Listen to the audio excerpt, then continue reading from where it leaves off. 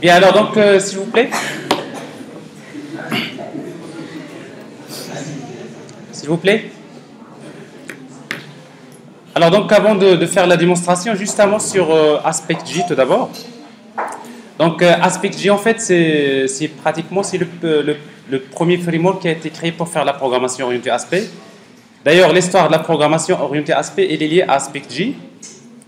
Donc, c'est un langage qui est développé en fait, qui est par la même équipe qui était à l'origine de la programmation orientée aspect. Ça commençait déjà en 1998, donc c'est pas quelque chose de nouveau, c'est-à-dire le début de la programmation orientée aspect, c'est quand même dans les années 2000. Alors la première version officielle, donc la version 1.0, donc a commencé à apparaître en 2001, ça c'est la première des choses. Et en 2001, vous savez que la programmation orientée aspect, donc c'est un concept qui est très exploité au niveau de la recherche. Hein, l'approche orientée aspect pour résoudre des problèmes, donc c'est quelque chose qui est très courant au niveau de la recherche. Et du coup, donc il y a carrément, à l'époque, il y avait un journal qui a été créé par ACM qui est spécialisé dans la publication c'est-à-dire des articles concernant la programmation orientée aspect. Et en 2002, donc, AspectJ, il va quitter Xerox PARC pour être pris par Eclipse, la fondation Eclipse. Donc, autrement dit, donc, AspectJ, il est passé vers l'open source, ce qui a permis de développer assez rapidement donc, le concept de la programmation orientée aspect via AspectJ. Il y a un plugin qui a été développé avec Eclipse qui est très important parce qu'on va voir que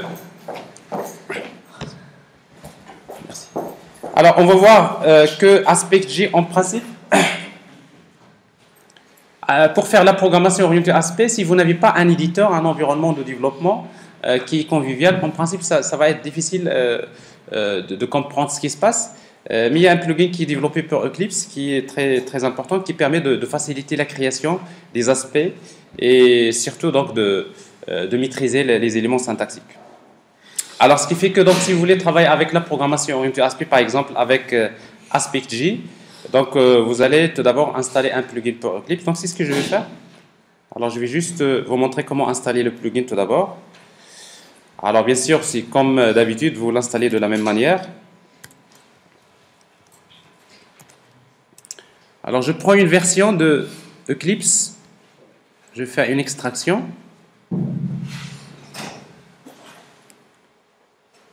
Alors ça, c'est la version 5. Alors pourquoi je prends une nouvelle version? Parce que il se peut que si vous installez le plugin de AspectJ dans votre version de Eclipse, il se peut que ça ne marche pas. Pourquoi? Parce que je sais que dans votre version de Eclipse, vous avez déjà installé beaucoup de plugins, n'est-ce pas? Vous avez installé Spring. Alors Spring, il installe déjà le AspectJ. Vous installez JBoss Tools, vous installez plein de plugins. Il dit que parfois, il y aura des problèmes de dépendance. Donc, ce que je vous recommande, c'est-à-dire qu'au début, donc, si vous voulez éviter tous ces problèmes, parce que ce qui vous intéresse, c'est tout d'abord, c'est de maîtriser donc, la programmation orientée aspect. Vous pouvez prendre une version de Eclipse quelconque, dans laquelle il n'y avait pas les plugins, et après, vous installez le plugin. Alors, c'est ce que je vais faire. Alors, en fait, le plugin lui-même, donc, vous pouvez le télécharger.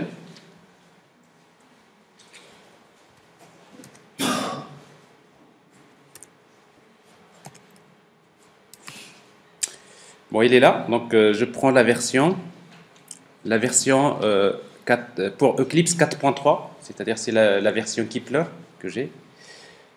Et on va l'installer.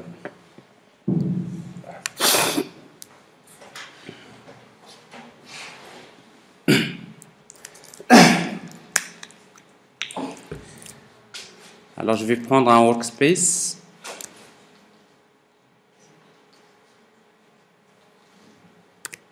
AOP.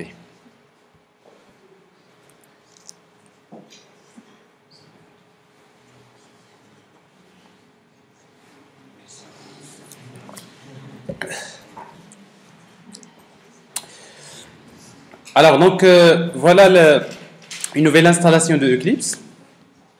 Alors, pour installer donc le plugin, je vais utiliser directement Install New Software, Ajouter.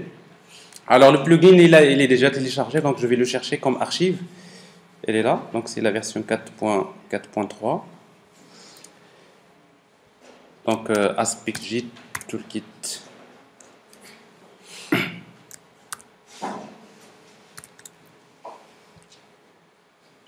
Alors on va installer tous les modules, les plugins.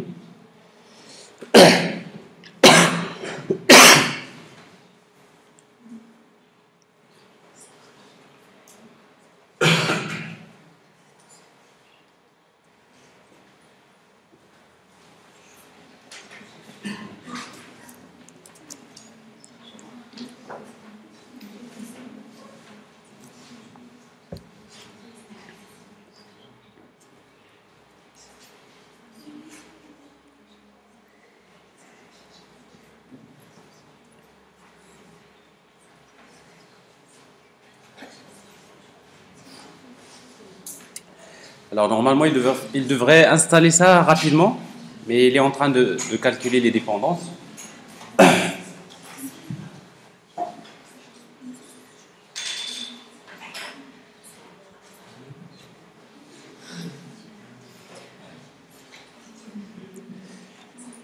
Bon, alors en attendant l'installation, donc voilà en fait ce qui va se passer.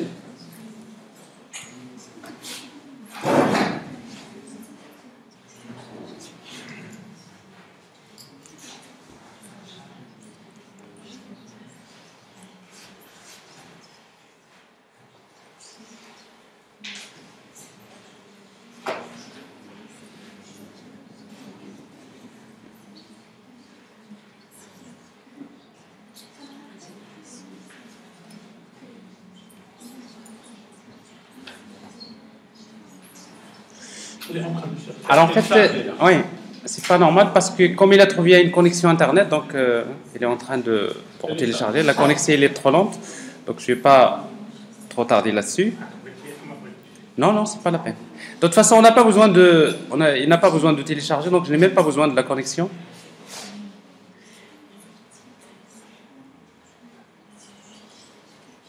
Alors j'annule l'opération.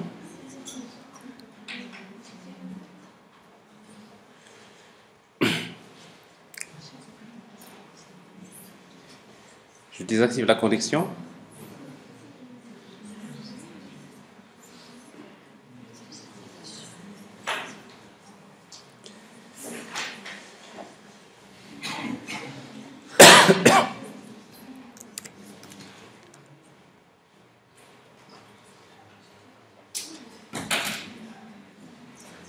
Vous voyez, donc on n'a pas besoin vraiment de télécharger parce qu'il est déjà téléchargé.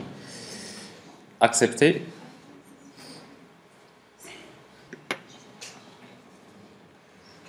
Alors juste, bien sûr, s'il y a déjà une connexion, il va tenter de télécharger une nouvelle version. Alors en principe, on n'a pas besoin.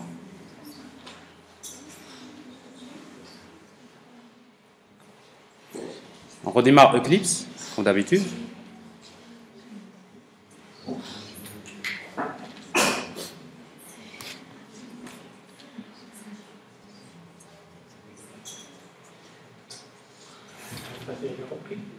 Comment? Oui, je crois.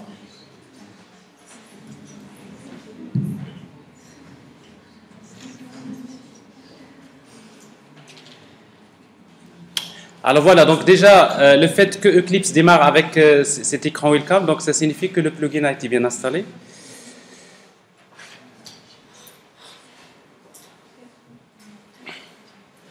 On va commencer par créer un projet. Alors en fait, soit que vous créez un projet quelconque, ça peut être un projet Java, un projet web dynamique, un projet n'importe lequel. Par la suite, vous aurez besoin d'ajouter la facette AspectJ, ou tout simplement, directement, vous créez AspectJ Project. Alors ici, donc, je vais créer un nouveau projet. TP AspectJ1. J'utilise donc Java 7.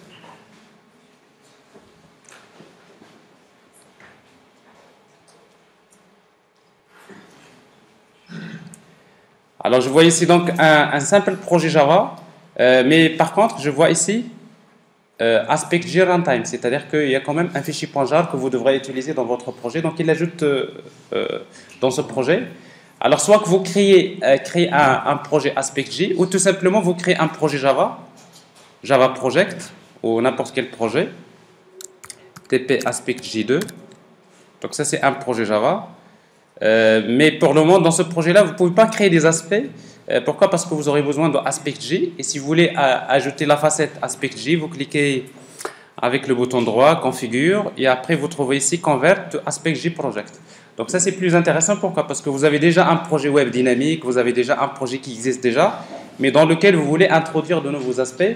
Donc c'est plutôt plus intéressant donc, de faire cette conversion comme ça. Et là, donc, je retrouve la même chose, un projet Java, mais avec AspectJ. Alors, je crée dans un premier temps, on va faire quelque chose de plus simple. On va créer une application Java. Je vais mettre dans un package test la méthode main.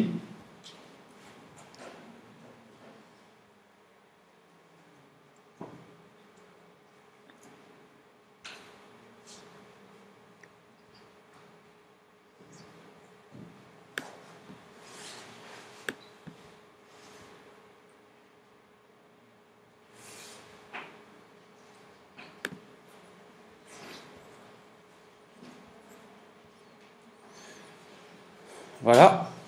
Alors, vous avez une simple application dans laquelle vous tentez d'afficher un message. Par exemple, ici, message main. Alors, jusqu'à présent, rien de spécial. J'ai une application que je peux exécuter.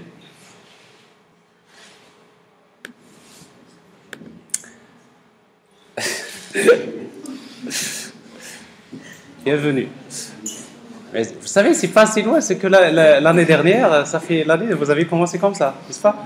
Ça fait exactement une année maintenant, une année après, tout ça, ça vous semble... Alors maintenant, je crée une application et après, je vais créer un aspect. Alors pour créer en fait un aspect,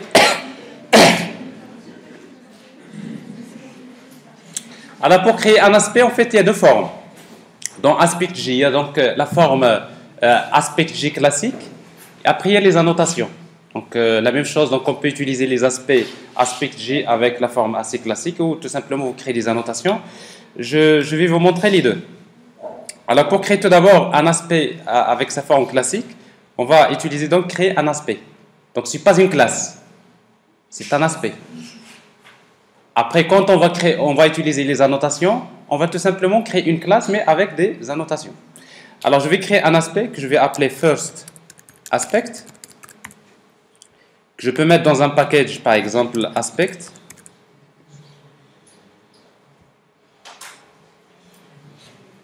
Alors, je voudrais que cet aspect-là, je voudrais juste que greffer à l'application, à la méthode main, c'est-à-dire avant que la méthode main s'exécute, je vais faire, par exemple, je vais exécuter un traitement, et après l'exécution de la méthode main, je vais également exécuter un autre traitement. Alors, et du coup, donc, comme vous voyez donc, dans sa forme classique, donc, pour créer un aspect, on utilise le mot-clé aspect. Hein, ça, c'est pour AspectJ. Après, on va définir tout d'abord le point de coupure. Alors, pour définir le point de coupure, c'est-à-dire les endroits dans lesquels on va injecter plutôt l'aspect. Alors, on utilise le mot-clé .4, donc c'est le mot-clé qui est utilisé. Le point de coupure, donc vous l'appelez comme vous voulez, par exemple main test, 2 points. Et après, on va spécifier donc ce point de coupure, il peut être associé à quoi? Soit à l'appel d'une méthode, dans ce cas-là, on utilise call, ou tout simplement au moment de l'exécution, on va utiliser le mot execution, ou tout simplement au moment de l'instanciation, on va utiliser un mot-clé initialization. Et après, ou bien tout simplement au niveau des appels à des méthodes get, set, on utilise le mot-clé get et set, etc. Donc je vais vous définir tout à l'heure quels sont les différents mots-clés. Mais il se trouve que dans la programmation orientée aspect, dans la majorité des cas, vous allez utiliser soit call ou bien execution. Alors dans cet exemple ici, donc je vais utiliser execution. Et après, donc je vais spécifier donc quelles sont les méthodes, c'est-à-dire qui sont concernées par ce point de coupure. Alors, dans la signature, vous pouvez écrire carrément ça. Public, static, void, main, et vous pouvez écrire par exemple la signature string comme ça. Alors là, vous êtes assez clair, c'est-à-dire que vous êtes en train de créer un point de coupure sur la méthode main. Vous avez spécifié la signature, d'accord? Alors, ici, maintenant, une fois que vous avez défini le point de coupure, maintenant on va créer ce qu'on appelle le code advice. Alors pour cela, on va utiliser donc le mot-clé before. Alors avant l'exécution de la méthode main, donc je vais injecter plutôt quel est le point de coupure que je vais utiliser, c'est main test. Et voilà, donc je définis ce qu'on appelle le code advice. En fait, le code advice, donc c'est le code qui s'exécute une fois que cet événement-là, before, s'exécute. C'est-à-dire, avant que la méthode main s'exécute, je voudrais par exemple afficher le message. Par exemple, avant main. Et je sais que ça, c'est l'aspect.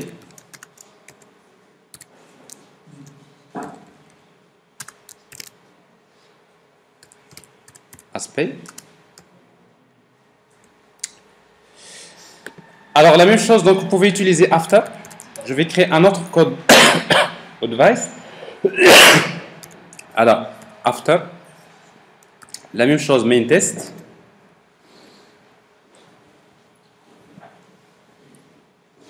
Vous remarquez déjà quelque chose de très important parce que le plugin, il vous aide en quelque sorte. Vous voyez ici une flèche. Hein? Alors, cette flèche-là que vous voyez là, donc, il signifie c'est avant. Cette flèche-là, ça signifie after. Hein? Mais en même temps, comme quoi, si vous avez par exemple une erreur ici, que vous avez mal orthographié main, et vous enregistrez, bah, vous allez voir que ici vous avez des points d'exclamation, comme quoi en fait, jusqu'à présent, ce point 4 n'a trouvé aucun joint point, c'est-à-dire il n'y a aucun joint point qui concerne ce point de coupure que vous voyez là. Même si syntaxiquement c'est correct, mais cette méthode n'existe pas. Hein, c'est la réalité. Alors ici donc je fais la même chose après l'exécution de la méthode. Donc ça c'est after main.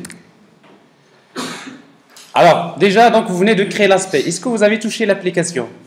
Votre application elle est déjà compilée, hein? Donc on n'a pas besoin de la toucher. Ça veut dire qu'au niveau de l'application, on n'a pas besoin de prendre connaissance des aspects. C'est plutôt l'aspect qui va s'introduire dans l'application. Alors si vous regardez l'application, il y a quelque chose qui va changer. Regardez, il y a déjà ça, mais vous avez une flèche ici. Alors cette flèche que vous voyez là, ça veut dire que ici, d'ailleurs vous voyez deux aspect G markers in this line. Ça veut dire que ici, ça c'est ce que nous avons appelé d'ailleurs joint point. C'est le point de jointure. C'est-à-dire que ici, il y a des aspects qui vont être injectés. Alors donc bien sûr, donc si maintenant vous exécutez l'application, run Java application, je n'exécute pas l'aspect, mais j'exécute cette application. Alors qu'est-ce que vous remarquez? Ben, l'application il affiche plus il affiche bien le message main, mais avant l'exécution il affiche, il y a un message qui s'affiche. Après l'exécution il y a un autre message. Alors ça prouve bien que notre aspect a été bien injecté. Alors, qu'est-ce qui s'est passé réellement? Ce qui s'est passé,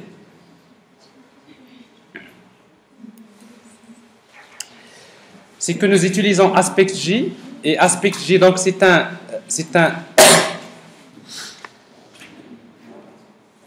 framework d'orienté aspect qui est statique. C'est-à-dire, au moment de la compilation, quand vous avez enregistré l'aspect, qu'est-ce qui se passe? C'est que l'aspect weaver, c'est-à-dire le tisseur d'aspect, qu'est-ce qu'il prend? Il va prendre le bytecode de l'application, il prend le bytecode de l'aspect, et après il va prendre l'aspect, il va l'injecter dans l'application. Bon, ce qui permet que votre application, quand vous l'exécutez, en réalité, vous n'exécutez pas cette application-là. L'application, si vous regardez le bytecode qui est généré, hein, le bytecode qui est généré à partir de ce code source, n'a rien à voir avec ce code source. Pourquoi? Tout simplement, c'est d'ailleurs le rôle de la programmation orientée aspect, parce que pour le programmeur, lui, il va s'intéresser que au code métier. C'est-à-dire quand j'écris mon application, j'écris que le code métier, alors que le code technique, donc c'est l'aspect qui va le faire. Alors j'imagine que ici, donc, ça c'est juste pour faire la journalisation, pour loguer par exemple un message. Donc, je vais dire que ce before, after, c'est des codes techniques. Alors, bien sûr, dans la signature de la méthode, pour ne pas utiliser, bien sûr, c'est-à-dire si vous ne connaissez pas la structure complète de la méthode, on pourra utiliser donc des wildcards, comme par exemple le étoile, ça signifie si le type retourné par la méthode, quel que soit le type retourné, quel que soit le package, quelle que soit la profondeur dans le package, la classe qui m'intéresse, c'est application. Et dans l'application, quelle est la méthode qui m'intéresse? C'est la méthode main.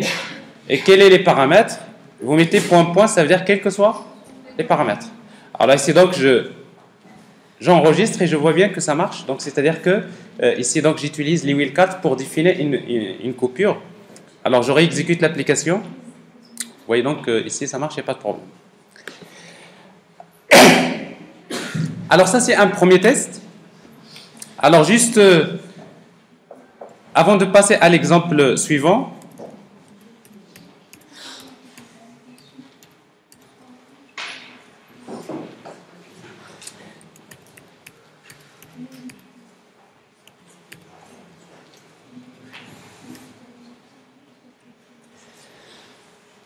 alors en réalité, donc avec AspectJ, donc les points de jonction.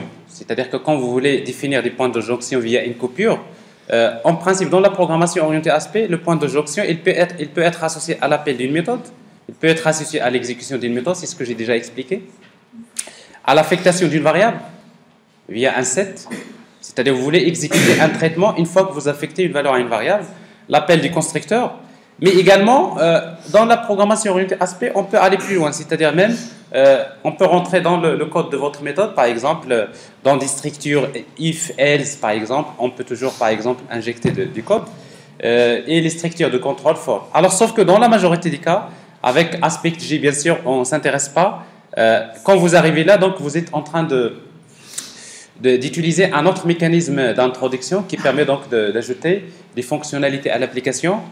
Mais pour AspectJ, voilà c'est-à-dire les points de jonction qu'elle traite. Call, l'appel méthode, execution, l'appel au constructeur, l'exécution du constructeur, static initializer. Alors vous savez que dans une classe, vous pouvez créer ce qu'on appelle le bloc statique. Hein? Le bloc statique, c'est un bloc qui s'exécute au moment du chargement de la classe en mémoire. Alors maintenant, si vous voulez faire un traitement avec un aspect au moment, hein, c'est-à-dire quand cet événement s'exécute, au moment du chargement de la classe, alors il est important donc d'utiliser donc ce mot-clé. Pré-initialisation. Alors il y a initializer, il y a pré-initialisation, c'est-à-dire c'est avant l'initialisation de l'objet. Field reference, une fois qu'un champ est référencé. Field set, donc setters, handler execution, c'est pour les exceptions, et après advice execution, même si vous voulez définir un advice qui s'exécute quand un autre advice s'exécute, c'est-à-dire que l'événement d'exécution d'un advice code peut être également associé comme événement pour déclencher d'autres aspects. Alors ça c'est l'exemple que je viens de vous montrer. Alors maintenant, si vous voulez, on vient de définir un premier aspect. Alors ce premier aspect-là utilise la première syntaxe, c'est-à-dire la syntaxe classique de AspectJ. Alors il existe, si vous voulez, dans les nouvelles versions de AspectJ, il y a la possibilité d'utiliser les annotations, ce qui peut être très utile dans quelques applications.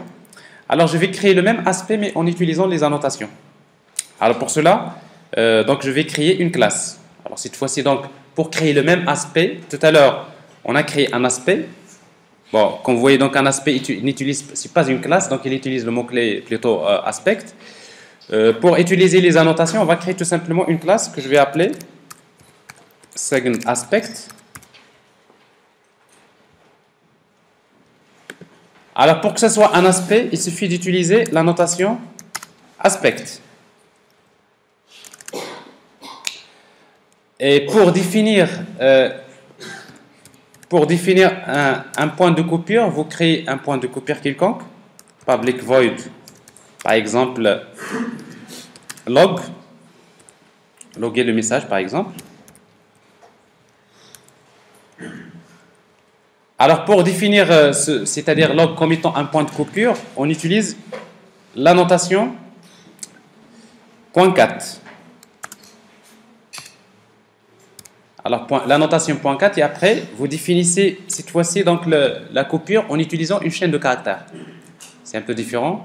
Dans notre cas ici, on va utiliser execution entre parenthèses étoile étoile point point application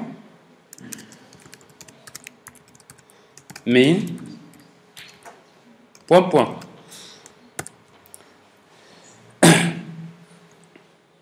Alors ici donc vous avez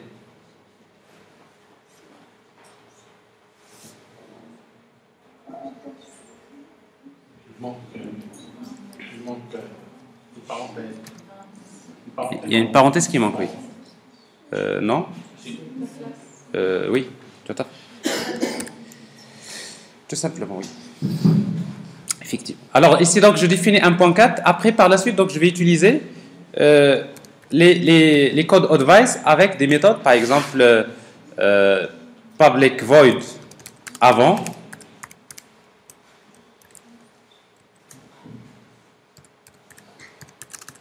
public void après.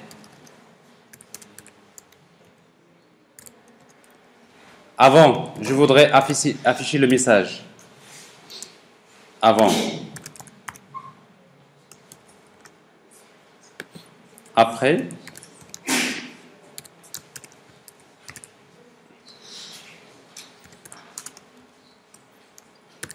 Alors maintenant, pour associer donc ce code advice, si vous voulez, à l'événement before, on va utiliser la notation before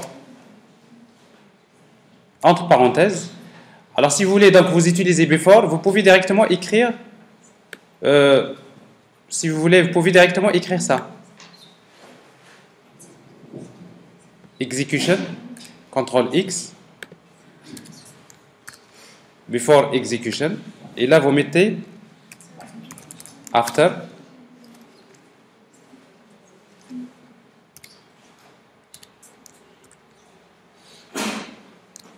Alors dans ce cas-là, vous n'avez plus besoin de définir ce point 4, n'est-ce pas? CTRL X.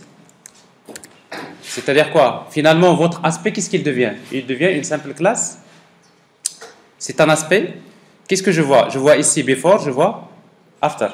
Avant ce point de coupure, ce point 4, je fais ça. Et après ce point 4, je fais ça. Alors ça, c'est pour ce qui concerne donc l'événement. Mais vous savez que l'inconvénient de travailler comme ça, c'est que vous êtes en train de reprendre le même point 4, vous le reprenez plusieurs fois, avant, after, et bien du coup, donc, pour ne pas faire ça, vous pouvez créer un point 4 dans lequel vous mettez le point 4.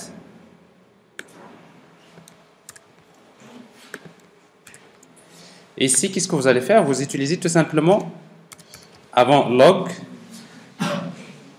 after log.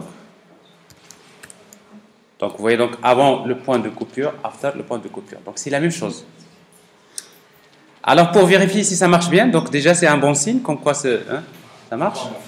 Je vais désactiver l'aspect de tout à l'heure. Alors pour le désactiver, donc je peux juste un peu tricher comme ça. Alors dans l'aspect de tout à l'heure, donc c'est-à-dire c'est je ne vais pas le supprimer, donc je vais pas faire tout simplement vous changez le point 4 et vous mettez un point 4 qui n'existe pas. Et du coup donc votre aspect ne sert à rien. Mais par contre, c'est cet aspect-là qui va fonctionner, c'est-à-dire la nouvelle version de l'aspect, n'est-ce pas? Alors j'exécute l'application à nouveau, donc je retrouve le même résultat, avant et après. Donc vous voyez donc les deux versions, version classique et version annotation. Alors maintenant, pour voir les choses un peu plus avancées, on va créer une application. Supposons dans notre application, on va créer un nouveau projet.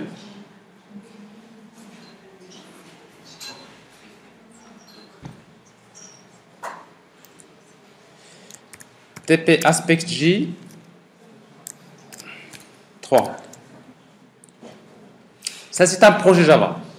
Pour utiliser de la programmation orientée aspect, donc je vais le configurer comme étant projet AspectJ.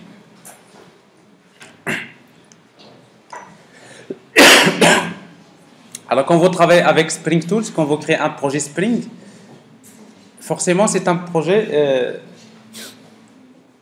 AspectJ. Ça veut dire que dans un projet Spring, vous pouvez également utiliser l'AspectJ.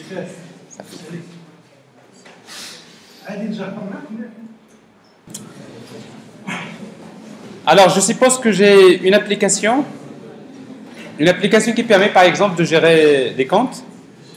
Je vais créer la classe compte. Je suppose que la classe compte, c'est une classe de la couche métier. J'ai un compte qui est défini par un code de solde. S'il vous plaît.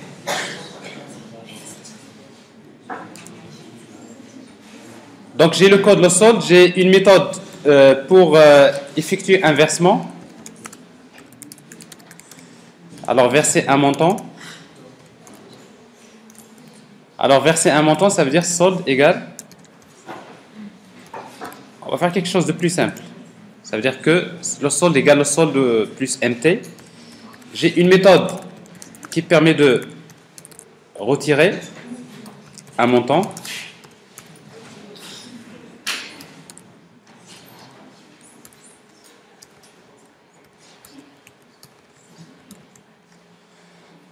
Alors, si je ne fais pas un test, alors dans cet exemple-là, donc c'est-à-dire que quel que soit le montant, je vais le retirer, solde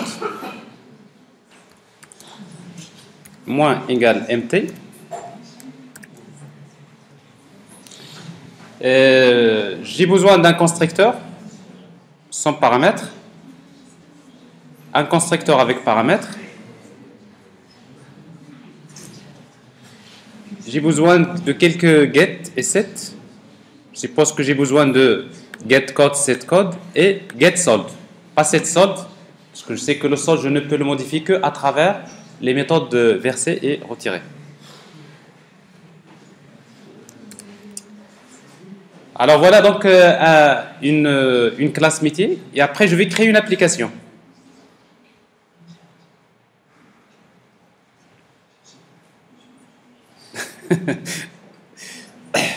Alors quand la conversation commence, tant qu'il n'est pas terminé, donc il faut un aspect pour la couper, n'est-ce pas? Voilà, on peut passer? Voilà. Alors donc il y a l'application. Application.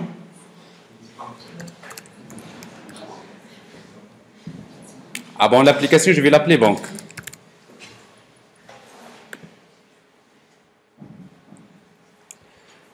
Bon, dans l'application, donc pour passer via une instantiation, donc je vais juste créer une méthode que je vais appeler init, initialisation.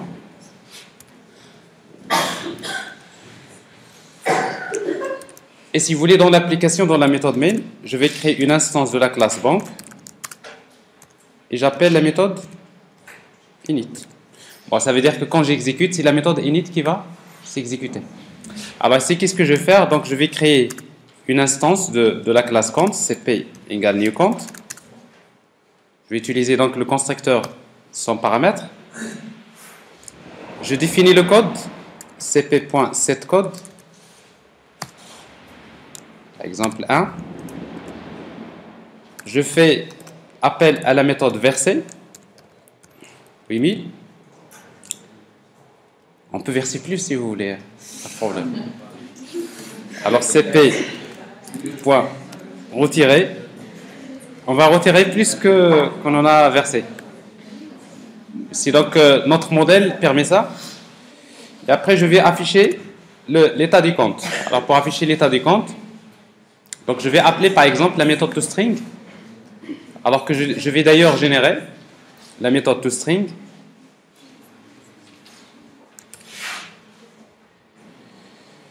cp.toString.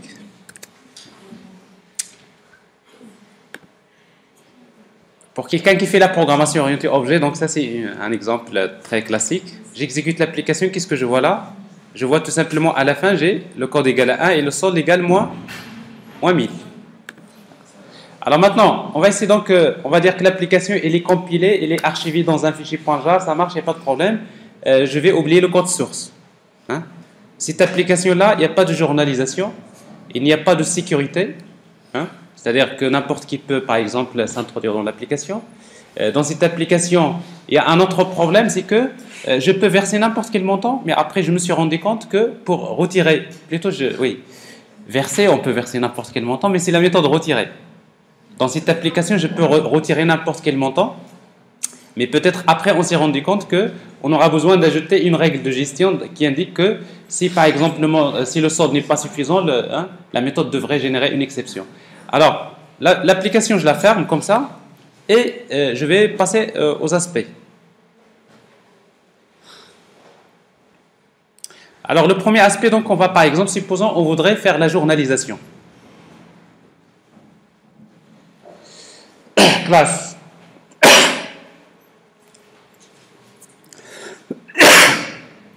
Alors, si vous voulez maintenant, on peut bien utiliser le premier ou le deuxième.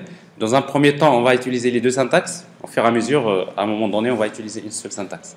Donc, je crée un aspect que je vais appeler, par exemple, logger aspect. Donc, ça, c'est l'aspect pour la journalisation. Alors, je voudrais que toutes les méthodes de la classe count donc soient journalisées, c'est-à-dire que l'appel de chaque méthode. Je voudrais en même temps, à chaque fois que j'appelle une méthode, je voudrais que afficher comme quoi avant l'exécution de la méthode, après l'exécution de la méthode, et également je voudrais afficher la durée d'exécution de la méthode. Hein? Et du coup, donc, quand j'exécute mon application, je peux voir dans le fichier log, je vois l'application, qu'est-ce qui se passe, d'accord? Alors ça, donc, je ne vais pas le faire, je ne l'ai pas prévu dans le code métier. Maintenant, je vais créer un aspect qui permet de faire ce travail. Et du coup, donc, je vais créer un point de coupure, un point 4. Alors, le point 4, que je vais appeler log, que je vais associer à call, c'est-à-dire l'appel de la méthode. Point virgule à la fin. Alors, qu'est-ce que je vais appeler? Donc, alors si vous mettez étoile, point étoile, point étoile, là vous êtes tranquille. Ça veut dire quoi ça? Toutes les méthodes de toutes les classes, de tous les packages. Ah, et là, vous loguez, hein, tout ce que vous faites là, il va concerner toute votre application. Ben, du coup, donc, il n'y a pas mieux. Vous avez des milliers de méthodes dans votre application et on voudrait que chaque exécution de méthode, je voudrais savoir la durée d'exécution de chaque méthode. Alors, dans la programmation classique, c'est beaucoup de travail. Beaucoup de travail, pourquoi? Parce que vous allez chercher toutes les méthodes. Hein, dans chaque méthode, avant, je log la date, je log la deuxième date à la fin, je fais la différence pour faire ce travail. Alors, c'est donc on va essayer de le faire. Mais si vous voulez, on ne va pas quand même faire pour toutes les classes, on va juste s'intéresser à la classe count. C'est-à-dire, d'ailleurs, il n'y a pas beaucoup de classes, il n'y a que la classe banque et compte. Alors, je vais m'intéresser uniquement à la classe count. Je voudrais journaliser les méthodes d'accès à la classe count. Et après, si vous voulez être précis dans votre package, vous pouvez mettre métier. C'est-à-dire que je vais journaliser toutes les méthodes de la classe count se trouvant dans le package métier. Alors après, donc, on va utiliser before, deux points, log,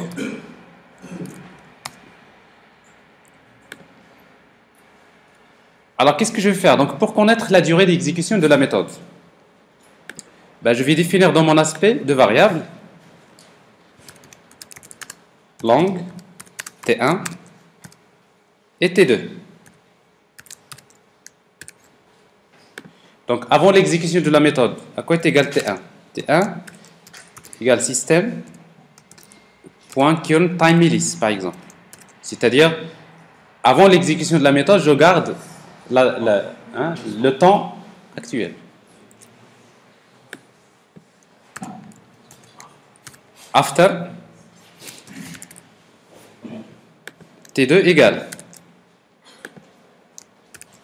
Et juste après, donc, je vais loguer, n'est-ce pas?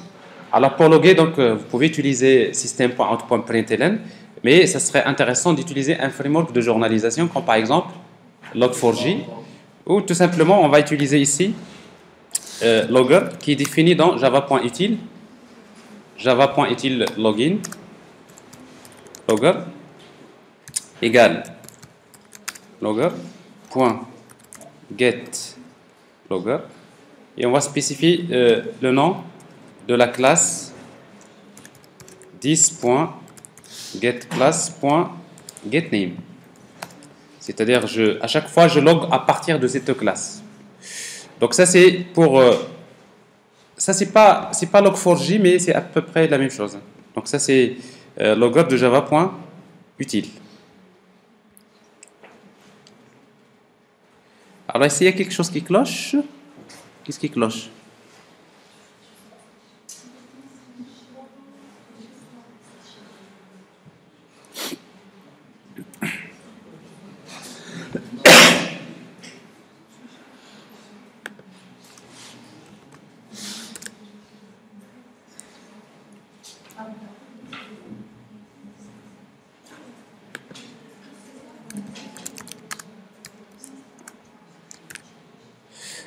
Alors, qu'est-ce que j'ai ici? Call java.lang.object. Il y a quand même quelque chose qui est important. Il est appliqué. Bon, on va continuer. Non, je n'ai pas besoin d'utiliser la notation aspect parce que ça, c'est la structure classique.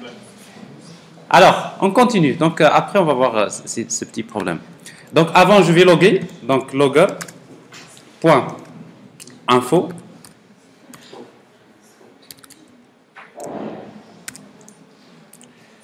Donc, ça, c'est le avant exécution de la méthode. Mais quelle méthode? Alors, ici, donc, je vais utiliser le contexte courant. Alors, dans AspectJ, on utilise this joint point. En fait, this joint point, ça représente, c'est le point de jointure courant. Donc, ici, avec this joint point, vous pouvez accéder à tout ce que vous voulez. Ça, c'est très important. Je peux accéder à l'objet qui est appelé, je peux accéder à l'objet qui est appelé, je peux accéder à la méthode qui est appelée, je peux récupérer les paramètres de la méthode, je peux faire ce que je veux. Ben, il dit quoi donc ici? Donc, ce qui m'intéresse, je voudrais juste afficher la signature de la méthode. Donc, j'appelle la méthode getSignature.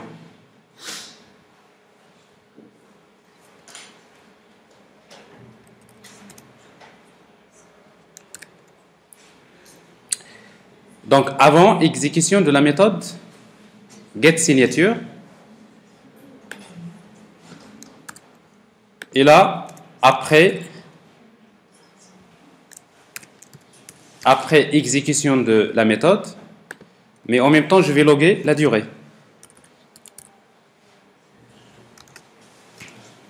Alors, qu'est-ce que je log?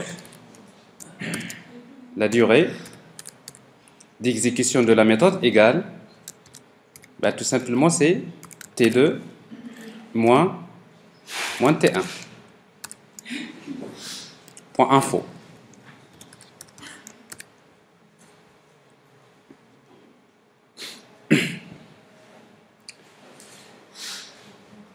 Alors voilà ce que j'ai fait donc pour cet aspect-là. Alors on va regarder dans l'application les la fonction précise.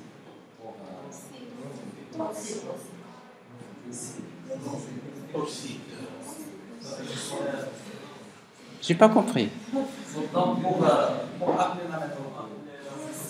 Ah non, proceed. Non, ici on n'a pas besoin parce qu'avec before, c'est ça d'ailleurs la différence entre before, after et around.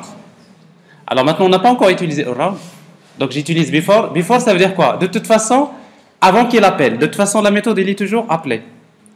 Et avec after, une fois que la méthode est appelée. Donc avec before et after, vous n'avez pas la main d'accéder à... c'est-à-dire, c'est pas à vous d'appeler. C'est l'aspect automatiquement, il appelle. Donc si vous voulez... Mais après, quand on va utiliser le around, c'est à ce moment-là, c'est à ce niveau-là que vous allez décider de faire ce travail. Et d'ailleurs, on va créer une deuxième version dans laquelle on va utiliser around au lieu d'utiliser before et after. Parce que around, c'est le cas le plus général. Alors, si on regarde la classe compte, alors, je vois pas de join point particulier parce que il n'est pas associé à l'exécution, mais il est associé à l'appel. Mais je vois la classe compte. Mais regardez la classe compte ici. Alors, c'est donc sur chaque appel de méthode, j'ai un point de jonction. Alors ça, c'est pour call. Pourquoi? Parce que maintenant, l'injection de l'aspect se fait au moment de l'appel. Mais qu'est-ce qui se passe si vous utilisez, à la place de call, execution? Alors si vous utilisez execution, vous allez avoir... Alors en fait, les aspects ne seront pas insérés au niveau des appels, mais si vous regardez la classe compte, regardez, c'est à ce niveau-là. Donc vous voyez donc la différence entre l'appel, call et execution. Alors ici, donc je vois pratiquement toutes les méthodes sont concernées par cet aspect. Alors dans notre exemple ici, donc on va garder call et j'exécute l'application. Alors l'application, bon.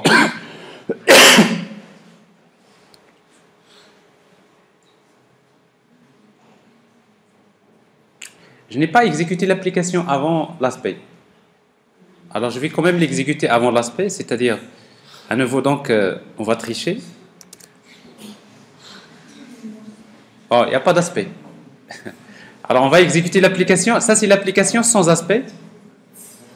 Qu'est-ce que j'ai? J'ai tout simplement la méthode. Avec l'aspect,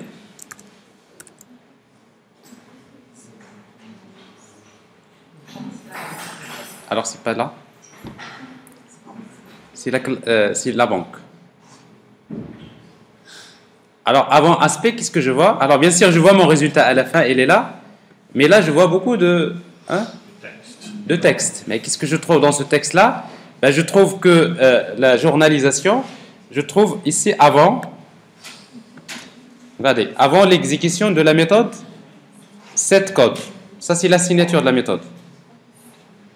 Après exécution de la méthode, elle est là. Et après, je vois la durée d'exécution de la méthode. Bon, c'est vrai, c'est une petite méthode, mais ne soyez pas étonnés si vous voyez 0. Parce qu'en fait, tellement c'est rapide, hein, on mesure en millisecondes. Hein. Alors, la même chose ici. Donc, je vois, pour chaque méthode, je vois ça. Avant, après, la durée. Là, j'appelle encore la méthode retirer. Là encore, j'ai appelé la méthode toString. Alors ça, c'est le premier aspect pour la journalisation. Alors pour distinguer ces messages-là, on pourra toujours loguer, si vous voulez, avant.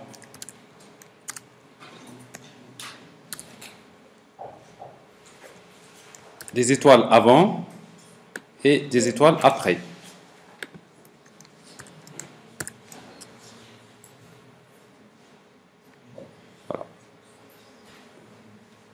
Donc, vous voyez, donc, pour chaque appel de méthode, j'ai ça. Donc, c'est bien. Qu'est-ce qui permet de faire ça? C'est l'aspect. Avant, après, ainsi de suite. Alors maintenant, je voudrais également, au moment de l'instanciation de la classe count, je voudrais quand même loguer un message. Alors, pour loguer au moment de l'instanciation, je vais...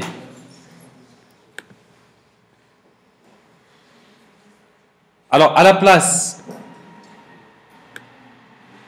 de call,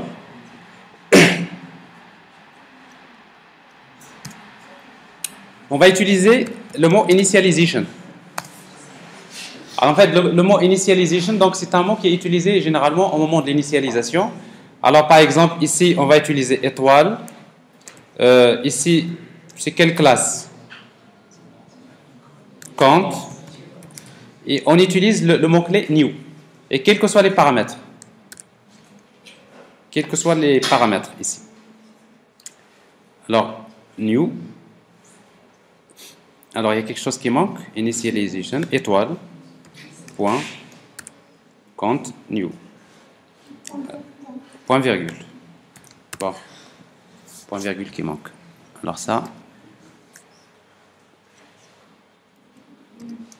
Count, new.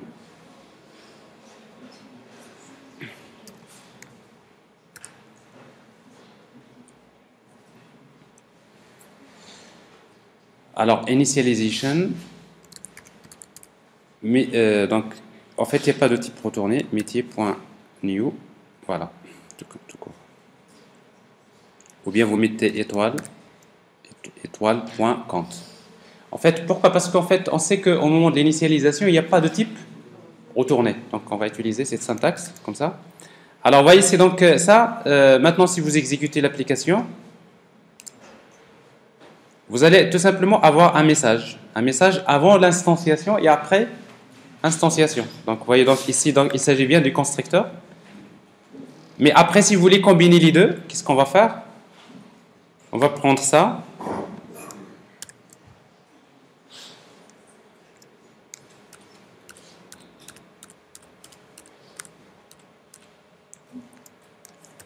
Ben, on va combiner avec le mot-clé OR. OR.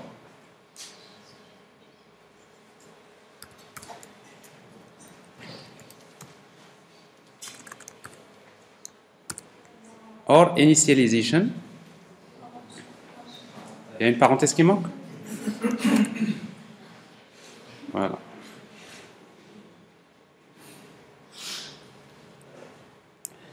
Alors ici donc je peux combiner avec des or, and et après donc il y a d'autres mots. Enfin il y a plein d'éléments qu'on pourra ajouter par la suite. D'ailleurs que je vais vous montrer dans un tableau. Alors ici donc je fais la même chose. Donc j'exécute l'application. Et j'ai donc ici, que ce soit bien au niveau de l'instanciation que pour les autres méthodes. Alors, qu'est-ce que je fais ici? Donc, je fais la journalisation classique.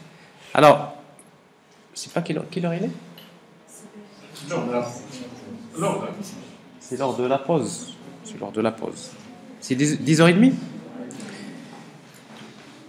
Voilà. Alors, juste avant de prendre la pause, après, on va essayer donc de voir quelques exemples.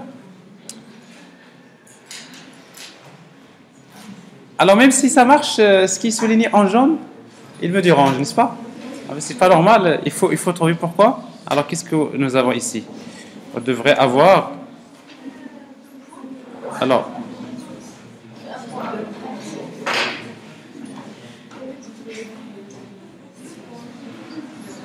Allez, je vais vous montrer ça après la pause. Donc on va faire une pause. La suite. Donc on vient de faire donc un exemple d'aspect qui s'occupe de la journalisation. Donc on a vu que ici par exemple cet aspect-là, au moment de l'initialisation de la classe count, au moment de l'instanciation de la classe count, au moment de l'exécution, plutôt de l'appel de chaque méthode, n'importe quelle méthode de la classe count. Alors juste ici donc c'est souligné en jaune. En principe, dans le package, si vous mettez étoile.count, donc a priori il n'y a pas de problème. Sinon, vous mettez métier.. Alors comme ça, donc on sépare juste le package avec la classe. .count. Donc voilà. Donc on a fait donc cet exemple. On a terminé cet exemple. Maintenant, on va essayer donc de passer à l'exemple suivant.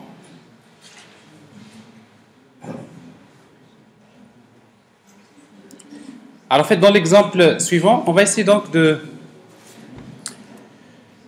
Alors, tout d'abord, avant de parler de l'exemple suivant, il faut juste rappeler les wildcards. Donc, on en a déjà utilisé quelques-uns, notamment étoile, point et plus. Alors, vous voyez donc étoile, il peut remplacer n'importe quoi. Le point, donc c'est pour spécifier il est utilisé principalement pour spécifier donc quelle que soit la profondeur dans le package, mais également quels que soient les paramètres. Hein, vous voyez ici un exemple. Mais après, on va voir qu'il y a des interfaces. Parfois, vous voulez appliquer un aspect à une classe qui implémente une interface. Alors, par exemple, ici, vous avez ici un exemple de point de coupure dans lequel vous avez ici eMouse Listener plus. Alors, ce plus-là, ça signifie quoi? Ça signifie toutes les classes qui implémentent cette interface. Donc, interface plus, ça veut dire toutes les classes qui implémentent cette interface. Alors, on a quelques exemples ici. Alors, juste au niveau des opérateurs logiques, on a déjà vu qu'on peut combiner entre plusieurs, pour créer un point de coupure, on peut utiliser donc des opérateurs logiques, comme le et logique, le ou, le not, comme d'habitude. Parfois, on peut ajouter des conditions. Alors, dans un point de coupure, on peut ajouter une condition if. C'est un exemple intéressant, par exemple, ici, regardez. Vous avez point 4 test. Alors, c'est quoi dans ce point 4? Il y a execution étoile, point étoile, etc. Ça veut dire toutes les méthodes. Mais en même temps, il y a une condition. If this joint point, .getArgs.length égale à 1. Alors, ça signifie quoi? Ça signifie que, en fait, cet aspect-là ne sera affecté que si le nombre d'arguments de la méthode qui est appelée égale à 1. Alors ça, c'est juste un exemple. Ça veut dire que dans le point 4, on peut également utiliser des tests, faire des tests logiques assez classiques. Alors on peut également voir d'autres éléments, notamment within code. Donc en principe, on lui donne une expression. Alors cette expression, plutôt cette condition est vérifiée lorsque le point de jonction est défini dans une méthode dans la signature vérifiée méthode expression.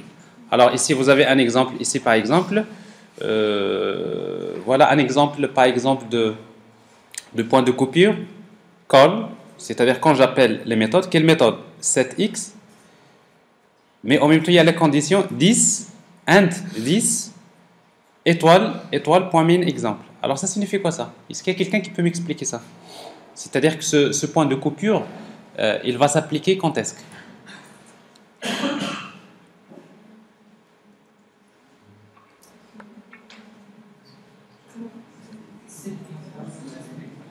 Oui. 7x dans la classe main. Mais 7x, il est déjà dans la classe point.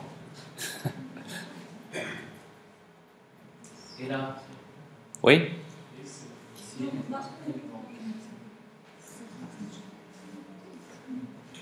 Bon, vous avez déjà la réponse là, donc c'est déjà trop tard. Si vous, de fait que vous n'avez pas trouvé la réponse jusqu'à présent.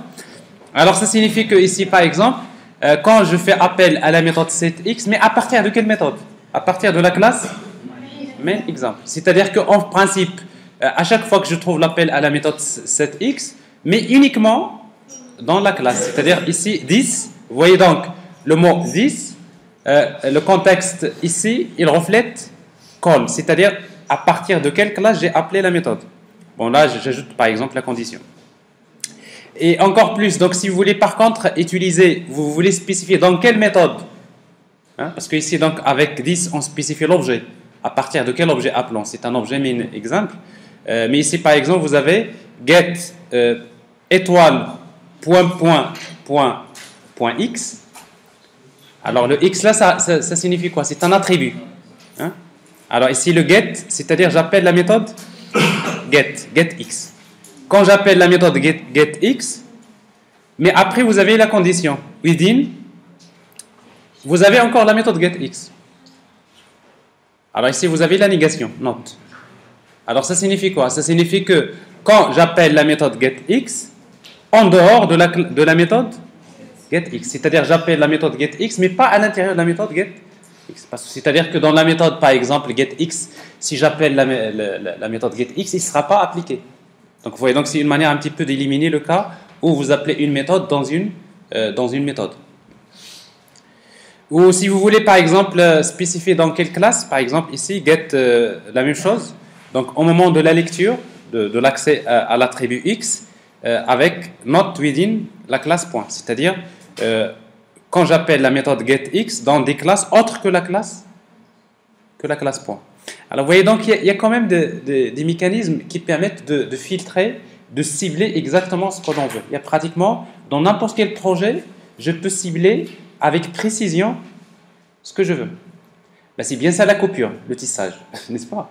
Parce qu'en fait, quand on fait le tissage, on peut tisser de n'importe quelle manière. Il y a toujours une manière la plus simple, c'est étoile, point, étoile, point, étoile, etc. Mais le problème, c'est que quand vous avez plusieurs aspects que vous utilisez dans la même application, et après qui accèdent parfois à des méthodes qui sont déjà utilisées dans l'aspect lui-même, vous allez voir que parfois vous serez obligé d'être plus précis. Et vous commencez à ajouter des conditions pour dire, voilà, dans quel contexte je voudrais que cet aspect soit appliqué. Alors pour le code advice, donc on a déjà vu qu'il peut s'appliquer aux événements avant, après, autour, before, after, around. Alors quand vous utilisez around, il est important de déclencher, de faire appel à la méthode cible en faisant appel à proceed, ce que je vous ai montré tout à l'heure. Alors généralement, si cette méthode-là retourne à un résultat, et elle retourne un objet de type object. Alors j'ai déjà montré cet exemple-là. Alors en fait, le contexte. Dans un aspect, vous pouvez récupérer le contexte de l'objet, c'est-à-dire de l'aspect, en utilisant this joint point. Il y a quelques méthodes que vous pouvez utiliser. Par exemple, la méthode getArgs, elle permet de retourner donc la liste des arguments. GetKind, c'est pour spécifier le type de l'aspect. Est-ce que c'est un aspect de type call, ou bien execution, ou bien initialization? Vous avez getSourceLocation, la source, getStaticPath, getTarget pour la cible, getThis, c'est pour retourner l'objet sur lequel s'applique le code advice. Et après, vous avez toString et toLongString, toShortString. Donc, c'est des méthodes que vous pouvez utiliser, par exemple, en cas de besoin. Alors, on va essayer donc de voir un exemple d'application. Oui? Si on a plusieurs aspects, ça fait quand même un élément. Oui? Laquelle va Le prioritaire. Alors, en fait, dans la compilation, au niveau de... c'est-à-dire dans le cas de, si vous voulez, statique, dans la compilation statique, au moment de la compilation, il y a l'ordre. On spécifie les aspects dans l'ordre. Et généralement, il applique les aspects dans l'ordre de la compilation. Par exemple, si vous avez créé un premier aspect, vous avez déjà compilé. Après, vous créez un deuxième aspect, vous compilez. Il est clair que le premier aspect que vous avez, c'est-à-dire que vous avez injecté, il est prioritaire, soi-disant. C'est-à-dire, il s'applique tout d'abord, et du coup, vous avez une classe.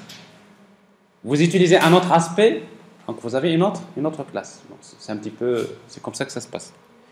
Alors, on va essayer de voir l'exemple. Dans l'exemple de tout à l'heure, on a déjà fait cet exemple-là, journalisé. Donc ça, c'est l'exemple que nous avons fait. Vous voyez donc l'aspect qu'on a créé avant d'accéder à la classe count. Donc, before, je vais journaliser. After, je journalise. Alors, vous avez un autre aspect. Alors, ça, c'est toujours la version annotation que je vous ai montrée. Un exemple intéressant. Regardez. Alors, pour chaque appel de méthode retirée, dans notre exemple, pour chaque appel de la méthode retirée, l'aspect va vérifier le solde du compte s'il est supérieur au montant à retirer. C'est-à-dire qu'en fait, le retrait ne peut se faire que si le montant est inférieur au solde. Alors, si le solde est insuffisant, on va générer une exception. Alors ici, donc, nous nous retrouvons dans une situation. Nous avons l'application qui appelle la méthode retirée. Alors, dans la méthode retirée de la classe count, on n'avait pas prévu ce test. Maintenant, qu'est-ce qu'on va faire? On va essayer d'intercepter l'appel avec un aspect. Et après, c'est l'aspect qui va faire ce travail. C'est-à-dire que before, avant d'appeler la méthode, je fais le test si le montant est inférieur au solde. Alors, dans ce cas-là, j'appelle la méthode. Et après la méthode, bien sûr, sinon, je n'appelle pas tout simplement la méthode et après, je génère une exception. Alors, on va voir cet exemple-là, ici.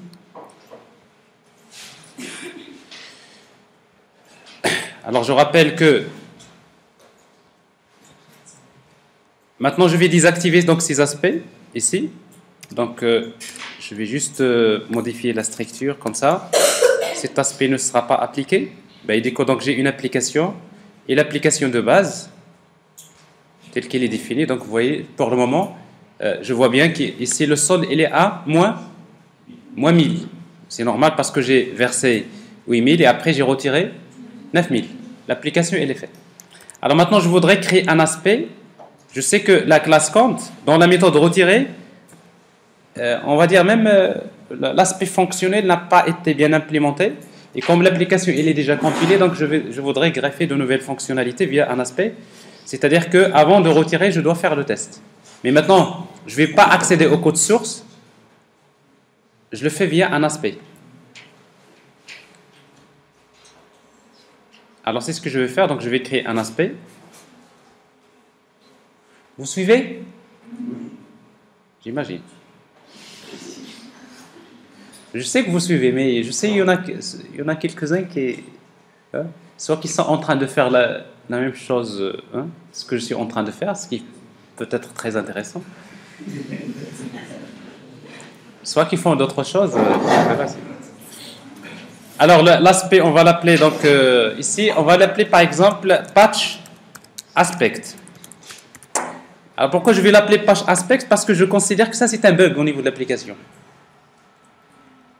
C'est-à-dire que le fait, dans l'application, dans le début, je n'avais pas prévu un test, pour moi c'est un bug. Alors maintenant je voudrais corriger ce bug, mais je veux pas, pour le corriger, je ne vais pas le corriger en accédant au code source, parce que ça c'est quelque chose que je vais éviter. Je suppose que l'application elle est fermée à la modification. Je vais le faire via un aspect. Alors dans ce cas-là, qu'est-ce qu'on va faire? Eh bien, on va créer un point 4. Alors l'aspect, le point 4, on va l'appeler par exemple patch. Alors, d'après vous, quel type d'appel que je vais faire? Quel type d'aspect? Quel type de coupure? Call. Soit execution, soit call. Call. Après, la méthode retirée, on va utiliser étoile. Ensuite, le package, métier, point. La classe, count, la méthode, retirée. Après, si vous voulez spécifier le paramètre, vous mettez double mt, n'est-ce pas? Bah, sinon, vous mettez point. Voilà, vous avez compris le principe. Alors maintenant, je vais créer, donc ici, je vais utiliser around. Pourquoi je dois utiliser around? Parce que maintenant la méthode, parce qu'avec before, after, on a vu que la méthode elle est obligatoirement appelée. Mais ici, qu'est-ce que je dois faire? Je dois faire un test pour savoir est-ce que j'appelle la méthode ou pas. Donc il dit ici, donc je vais intercepter avec l'événement around. Alors around, ça s'écrit comme ça. Donc around, bah, je peux retourner par exemple object. Alors en fait, la méthode retirée, à vrai dire, il ne retourne rien, donc il est de type void. Donc je peux utiliser à la place de object void, patch,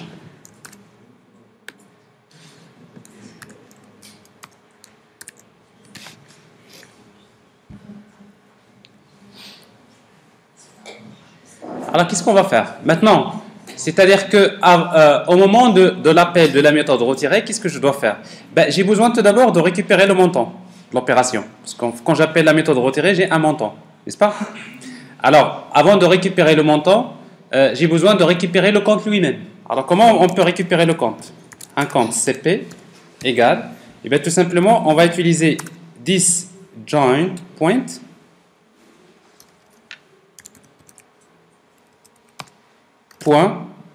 get target.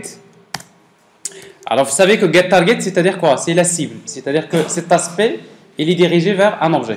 Je sais que pour moi, cet aspect, il concerne quelle classe? C'est un compte. Donc, je récupère le compte, je fais un sous-casting. Alors maintenant, ça veut dire qu'au niveau de mon aspect, alors au niveau de l'aspect, maintenant, je récupère le compte. Après, j'ai besoin de récupérer le montant. Alors, il y a deux moyens.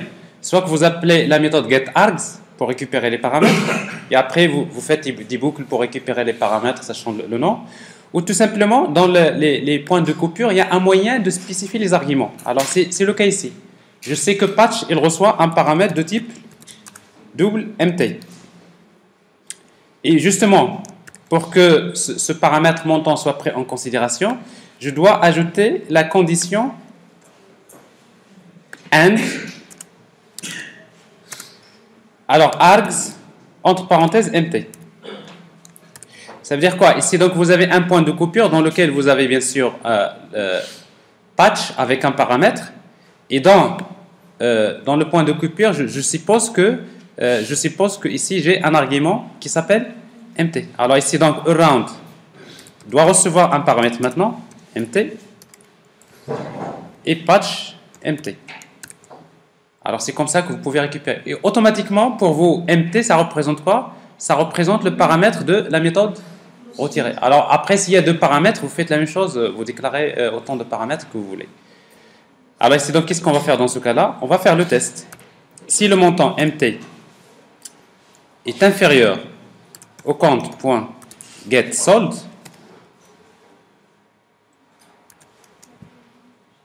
voyez donc l'aspect, qu'est-ce qu'il fait? Il intercepte l'événement, hop, je récupère le solde de l'objet, tout d'abord, je récupère le paramètre, je fais la comparaison. Si par exemple le paramètre est valable, ça peut être par exemple un aspect pour la sécurité, parce que généralement au niveau de la sécurité, c'est ce qu'on fait. Avant d'appeler la méthode, il faut tout d'abord faire une vérification. Alors qu'est-ce qu'on va faire? On va utiliser proceed. Alors proceed. Alors ça veut dire que c'est à ce moment-là que la méthode va être appelée, la méthode retirée. Mais bien sûr que proceed, il doit recevoir un paramètre. C'est quel paramètre? C'est le montant. Donc je récupère le paramètre, je l'envoie. Else. Alors qu'est-ce que je vais faire? Donc ici, donc je génère une exception. Throw new, par exemple, runtime exception. Sold insuffisant. Alors en même temps, je vais afficher le montant MT. Le montant c'est MT plus, alors que le solde égale c'est cp.getSold.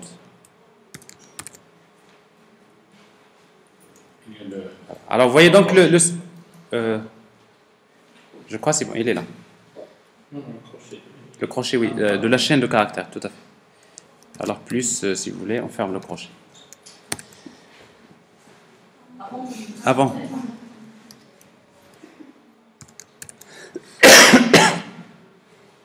Alors ici, donc, je viens de créer. Donc cet aspect-là, c'est exactement ce que je viens de faire. Là, j'ai pas touché la classe compte, j'ai pas touché l'application, mais je viens de créer un aspect qui va s'intercaler entre l'application et la classe compte, et qui va justement intercepter. Il fait son travail, il appelle la méthode. Ben, on va vérifier ce qui se passe. Alors maintenant, l'aspect est créé, on va exécuter l'application.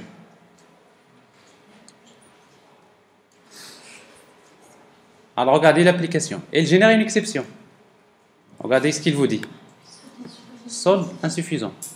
Vous voyez une fonctionnalité qui n'était pas prévue dans la base, dans l'application, et vous venez de greffer cette fonctionnalité en utilisant cet aspect-là.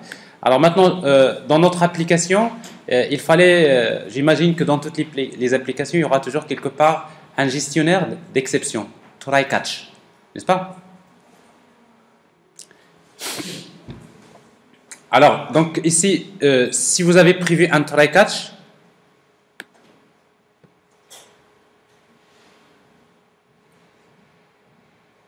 sur round with try catch,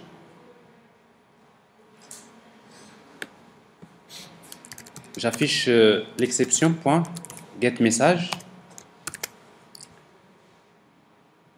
Alors l'application il devient ça. J'exécute l'application. Alors ici donc vous avez solde insuffisant. Alors après bien sûr si vous avez le solde suffisant, bah, il vous affiche l'état du compte. Alors bien sûr, quand vous voyez même le try catch que vous voyez là, on l'a ajouté à l'application. Mais le try catch lui-même, le handler d'exception, on peut également l'insérer via l'aspect. Alors maintenant, ça c'est un petit peu ce qui est intéressant à ce niveau-là.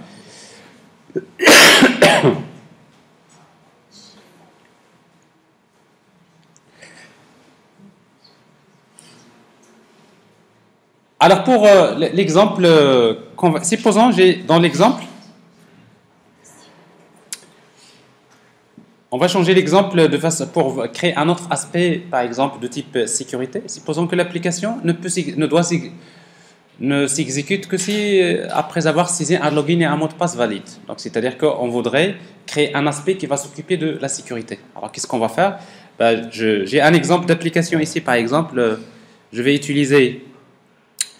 Je vais demander à l'utilisateur, je vais utiliser la classe scanner dans l'application.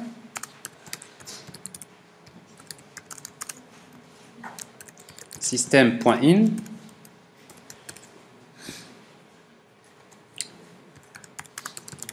Je vais lire le code.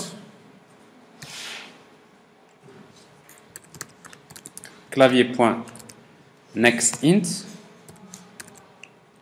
Je suppose qu'au moment de je crée le compte et je spécifie le code. Et après, donc, je vais faire une boucle. While true. À chaque fois, je vais demander à l'utilisateur de saisir le montant inversé.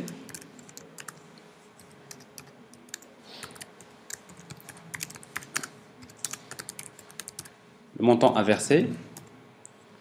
Double mt1 égale clavier.next double. Alors ici, donc, je vais verser le montant mt1. Je fais la même chose pour le retrait. Le montant à retirer. mt2. Je vais retirer le montant mt2. Et après, j'affiche voilà, j'affiche l'état du compte. À chaque fois, j'affiche l'état du compte. Alors, qu'est-ce que je viens d'ajouter à l'application? Je viens juste d'ajouter le traitement suivant, c'est-à-dire que je devrais quand même afficher un message ici. Système. À quoi est égal le code?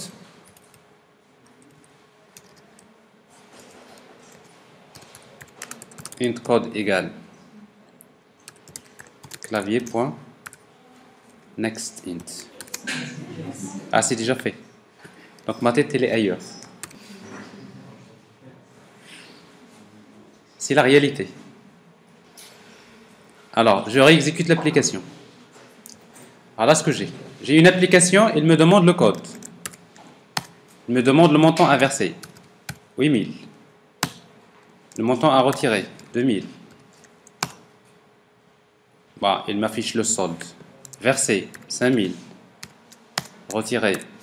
2000. Versé. Et retirer beaucoup d'argent. Le solde est insuffisant. Alors, jusque-là, donc, j'ai rien changé. Alors maintenant, cette application-là, je suppose qu'il fonctionne déjà. Alors, bien sûr, ce message-là, ce traitement-là, qu'est-ce qui m'a permis d'avoir ça? C'est l'aspect. C'est un aspect que j'ai créé tout à l'heure. Maintenant, je voudrais ajouter un autre aspect qui se charge de la sécurité. Ça veut dire quoi? J'exécute l'application et je voudrais que, voilà, il faut, avant d'exécuter, donc je vais vérifier est-ce que l'utilisateur a saisi un login et un mot de passe. Donc, et du coup, j'oublie l'application, je vais créer un autre aspect.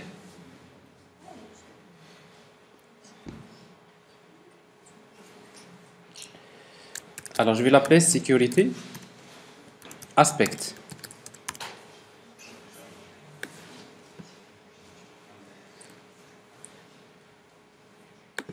Alors, qu'est-ce que je vais sécuriser? Je vais sécuriser l'accès à l'application. Donc, je vais créer un point 4.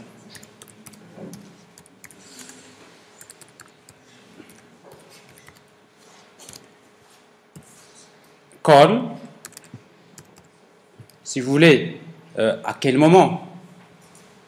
Je sais que mon application, elle est là, la classe banque. Je sais que la classe banque, il y a l'instanciation, n'est-ce pas? Et après, on appelle la méthode init. Donc, je peux déclencher le concept de sécurité soit avant la méthode init, n'est-ce pas? Soit tout simplement au moment de l'instanciation de la classe banque. Alors, pour la méthode init, qu'est-ce qu'on va faire? Call. Si vous voulez, on peut utiliser initialization, puisqu'en fait, on a déjà utilisé le call plusieurs fois. Donc, initialisation, ici, étoile.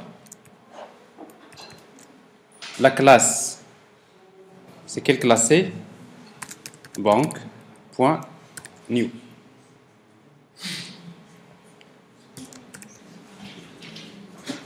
Alors, banque. Alors, on est banque dans quel package? Métier. Métier.banque. Qu'est-ce qui manque? Les? Il n'y a pas de type de retour, oui, tout à fait. Toujours la même chose que tout à l'heure. Donc ça, c'est l'instanciation. Alors, ici, qu'est-ce qu'on va faire? Donc, on va utiliser before. Alors, est-ce que c'est before? Parce que si on utilise before, ça veut dire de toute façon, la méthode sera appelée. Alors, qu'est-ce qu'on va faire? Donc, ici, on va utiliser around.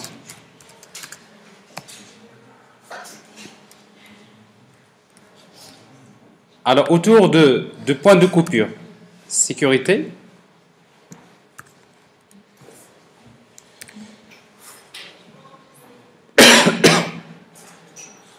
Alors, je sais que ici, donc, on va retourner, si vous voulez, je peux mettre void, je peux mettre object, et à la fin, je fais un return nul, par exemple. Alors, il n'y a pas de, ici, il n'est pas valide, le point. Pourquoi? Alors, il y a quelque chose qui manque. Alors, initialization, c'est que, alors, métier.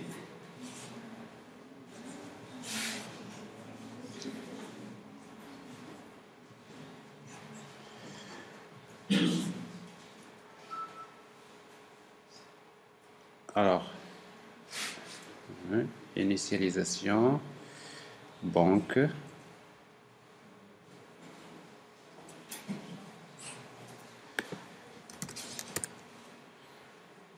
Alors, banque. Attends.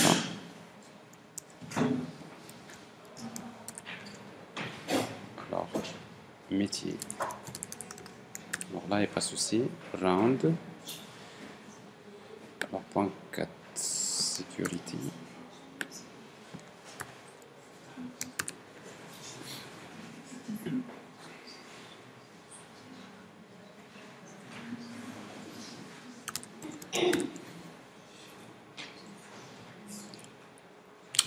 Alors, vous voyez bien, donc, ce que j'ai oublié de vous dire, c'est ça?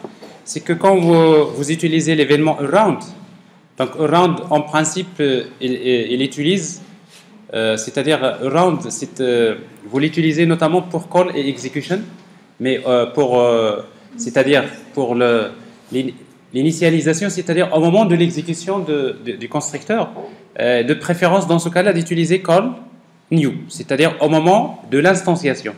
Au moment de l'appel, au moment de la création de l'instanciation. Alors ici, donc, vous voyez, donc, il s'applique là. Alors, qu'est-ce qu'on va faire dans ce cas-là? On va supposer que pour accéder à l'application, nous aurons besoin d'un login et d'un mot de passe.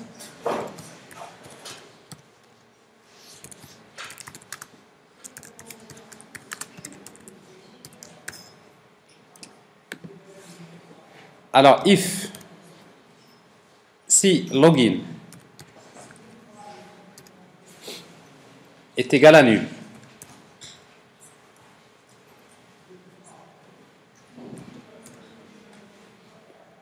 alors s'il est égal à nul, ça veut dire que je suppose qu'au départ, quand l'aspect est instancié, le login égale à nul. C'est juste un test. Alors, dans ce cas-là, qu'est-ce qu'on va faire? On va demander à l'aspect de demander à l'utilisateur de saisir le login et le mot de passe.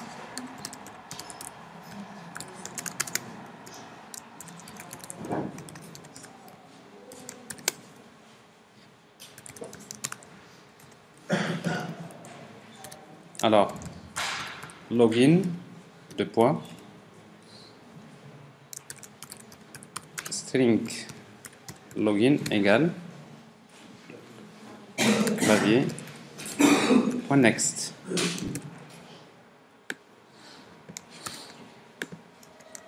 La même chose pour le mot de passe. Passe. Je vérifie.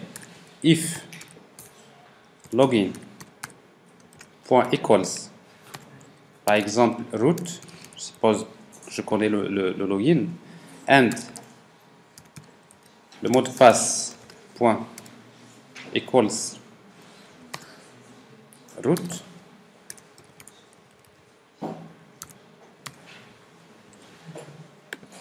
Alors je vais initialiser donc login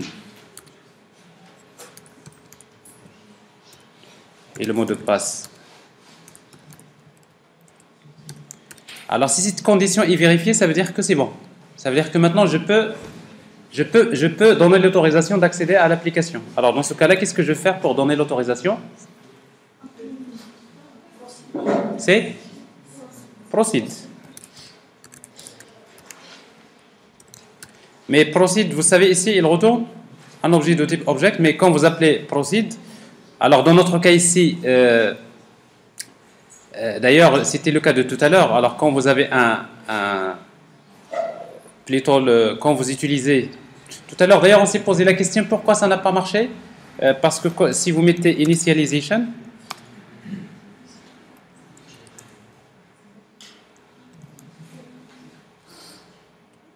à la place de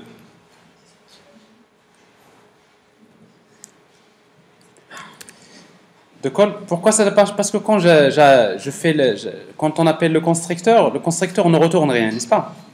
Donc c'est-à-dire que c'est d'ailleurs la raison pour laquelle ça n'a pas marché tout à l'heure. Alors ici donc je suis passé par call.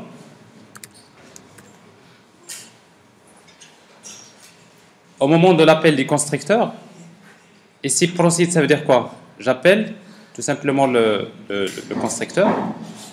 Alors si je veux récupérer un résultat, donc je peux toujours utiliser object O égale proceed. C'est-à-dire j'appelle la méthode et je récupère le résultat.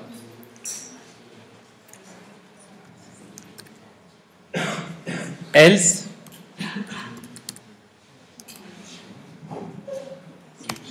on va générer une exception. Throw new runtime exception. Accès refusé.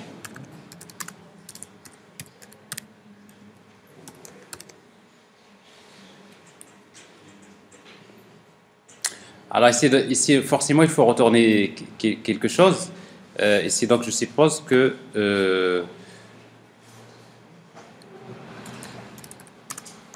return process proceed. Alors si vous ne retournez rien, donc il va vous l'exiger. Alors de toute façon, on n'atteindra jamais cette instruction. Est-ce que vous êtes d'accord? Pourquoi? Parce que de toute façon, soit que je retourne, soit je génère une exception. Sinon, vous mettez ici directement l'exception. Alors voilà, donc l'aspect est créé. Alors si on revient à l'application, je vois déjà ici l'aspect around, il est là. Il est sur l'instanciation de la classe banque. Alors j'exécute l'application. Alors qu'est-ce que je vois là? Donc vous voyez, donc avant que l'application s'exécute, il y a l'aspect tout d'abord qui. Alors si je saisis un login et un mot de passe qui ne sont pas valides, il y a une exception qui est générée, dans laquelle vous avez l'accès est refusé. Alors j'exécute l'application. Root. Alors j'accède à l'application, le code, le montant à verser, le montant à retirer, le montant à verser, le montant à retirer. Solde insuffisant. Alors ici, donc, vous voyez, donc dans mon application, j'ai créé en fait deux aspects. Un aspect patch aspect qui permet donc d'ajouter la condition sur le montant. Et le deuxième aspect, donc c'est pour la sécurité.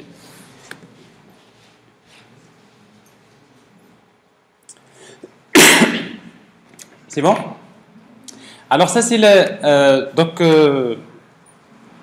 l'étape suivante. Alors j'ai déjà montré quelques éléments au niveau de la programmation orientée aspect. Maintenant je vais vous parler un petit peu de l'introduction, le concept de l'introduction. Le mécanisme d'introduction, donc c'est un mécanisme en principe, comme je disais, qui permet d'étendre la structure d'une application. Alors, je vais vous créer juste un exemple pour vous expliquer le concept et après on aura l'occasion d'en parler l'après-midi avec plus de détails. J'oublie cette application-là.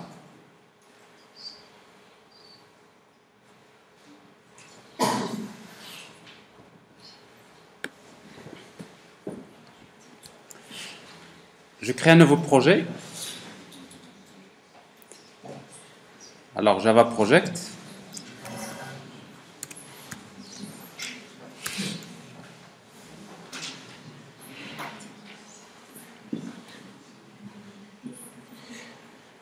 Alors, dans ce mécanisme d'introduction, qu'est-ce qu'on va faire? Je vais supposer que je vais créer une interface. D'ailleurs, quand vous faites la programmation de la couche métier, on va créer une interface que je vais appeler par exemple IDEO. Du package DAO. Je reprends. Nouvelle interface IDEO du package DAO.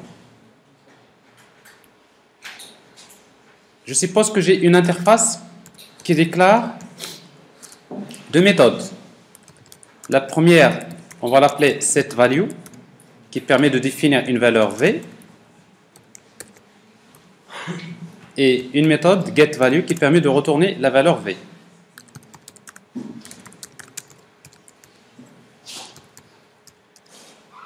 C'est pas void, c'est double.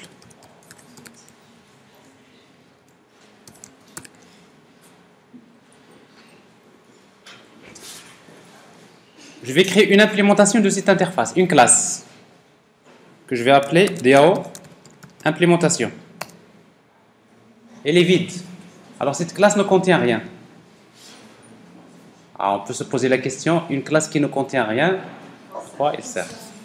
Il ne contient rien, alors tout ce qu'il va contenir, c'est moi qui va l'introduire avec des aspects. Donc IDECO, donc vous pouvez voir qu'est-ce que vous pouvez faire avec tout ça.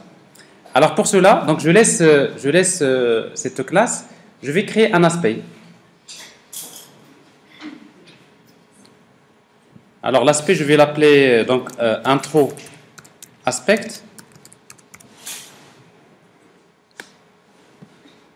Alors bien sûr, vous voyez ici, je ne peux pas créer un aspect alors que le projet, c'est pas un projet de type aspect-J. Alors ça veut dire que il faudrait le reconfigurer. Donc aspect-J project. Alors je crée l'aspect. Donc intro aspect.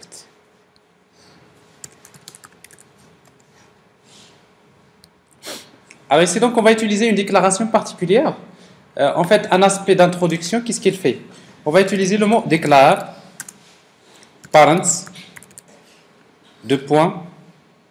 Alors en fait parents ça veut dire quoi? On l'utilise, déclare parents, on l'utilise quand on veut créer, on veut qu'une classe hérite d'une autre classe. Alors dans mon cas ici, je voudrais que ma classe, je voudrais que la classe DAO implémentation implémente l'interface IDAO. Donc on voudrait étendre la classe, l'interface. Alors qu'est-ce que je vais faire? Donc je vais utiliser le package DAO point la classe DAO implémentation implements IDAO. De quel package?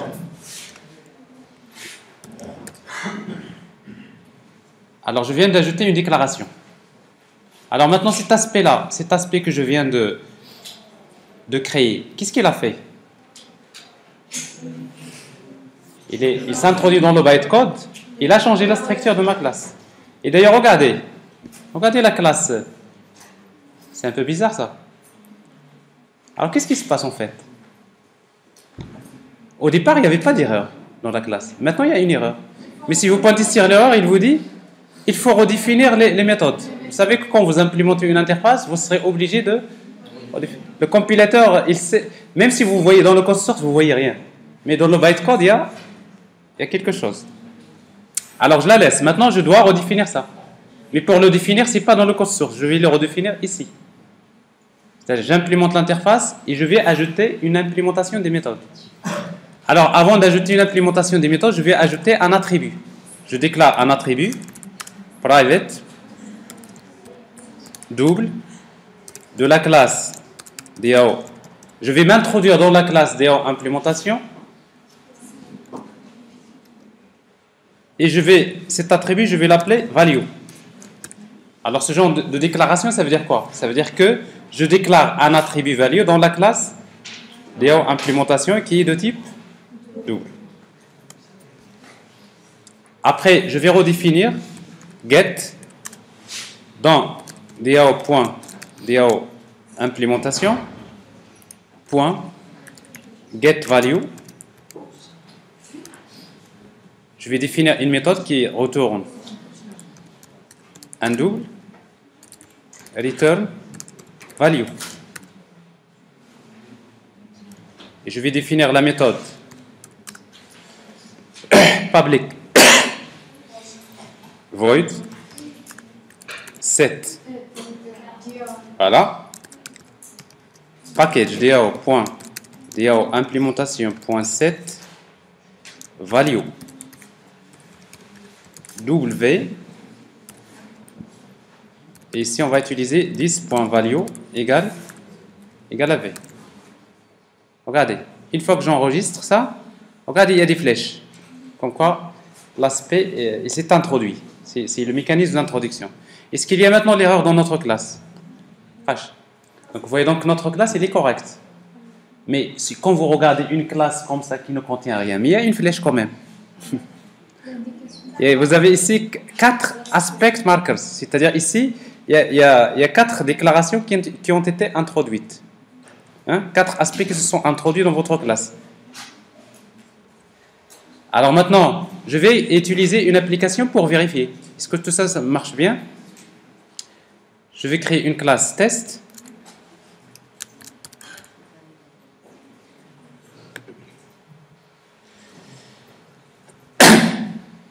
Alors pour créer cette application, je vais instancier la classe DAO implémentation DAO égale new DAO implémentation. Alors vous avez dans votre application l'air que vous avez instancié une classe qui ne contient rien. OK? Après vous dites system.out.println DAO.get. Alors on va dire ça c'est de la magie, n'est-ce pas? Alors c'est pas de la magie, donc c'est de l'aspect tout simplement. Alors DAO.set value 500 5000 system.out.println DAO.get value. Alors au départ, qu'est-ce qu'il va afficher comme valeur? 0. Alors j'exécute l'application 0 et après c'est 5000. Alors en plus de mon aspect qui est comme ça, donc ça c'est un exemple d'aspect d'introduction qui permet, donc il a ajouté un attribut dans la classe, il a ajouté l'implémentation d'une interface, on a ajouté donc l'implémentation de l'interface, mais en même temps je voudrais initialiser. Au moment de l'instanciation, je voudrais initialiser l'attribut value. Alors qu'est-ce que je dois faire? Ben, ici donc je vais utiliser qu'est-ce que je vais faire? Before, avant l'instanciation de la classe, before, deux points, initialization, donc ça c'est 1.4.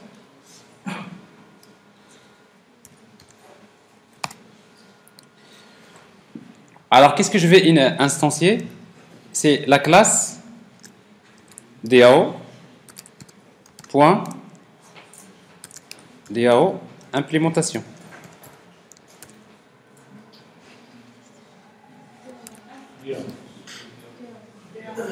DAO. Voilà. Before, avant l'instanciation de quelle classe? De la classe DAO implémentation. Qu'est-ce que je vais faire? Ben, je vais tout simplement accéder à l'attribut value. Alors, je récupère l'objet DAO implémentation, l'objet D, DAO, égale 10 join point get target. Je fais le sous-casting et je peux m'introduire 10 DAO.set value égale à combien par exemple 3333. Alors ça veut dire quoi ici? Ça veut dire que au moment de l'instanciation, j'accède à l'attribut value, je vais l'initialiser. Alors le fait de réexécuter l'application que j'ai créée tout à l'heure, bah, vous voyez donc au départ, il affiche 3333. Alors sauf que ici, bien sûr, pour ne pas utiliser la classe, vous pouvez utiliser l'interface. L'interface i-DAO plus. Vous voyez donc le plus là, ça veut dire quoi? C'est-à-dire en réalité, cette advice code, il s'applique pendant l'instanciation de n'importe quelle classe qui implémente l'interface.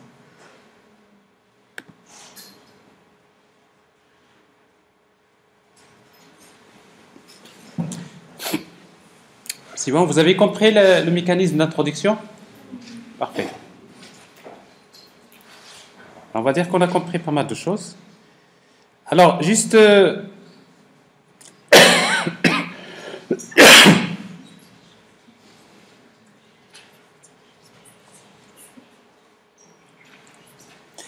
Alors tout à l'heure, j'avais pas parlé de, j'avais créé par exemple, un aspect.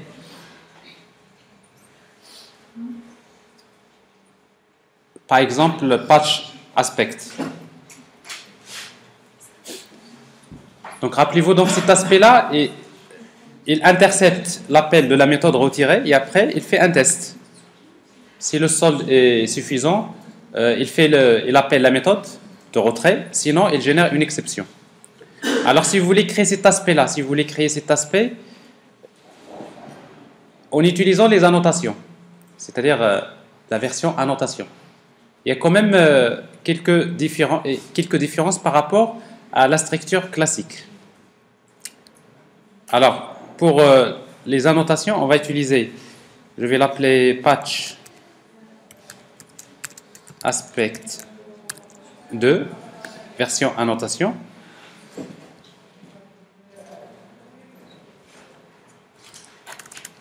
Alors déjà, donc, vous créez une méthode. Il est de type void. Par exemple, patch. Dans cette méthode-là, qu'est-ce que vous allez mettre comme code? Voilà le code de l'aspect. CTRL-C, CTRL-V. D'accord? Mais bien sûr, il y a des choses qu'ils ne reconnaissent pas. C'est-à-dire, je voudrais que ça soit un aspect. Pour que ça soit un aspect, donc il faut utiliser la notation aspect. Ici, on va utiliser quel point 4? Quel type de point 4 c'est? Around. Alors, around quoi? C'est la méthode métier.compte.retirer.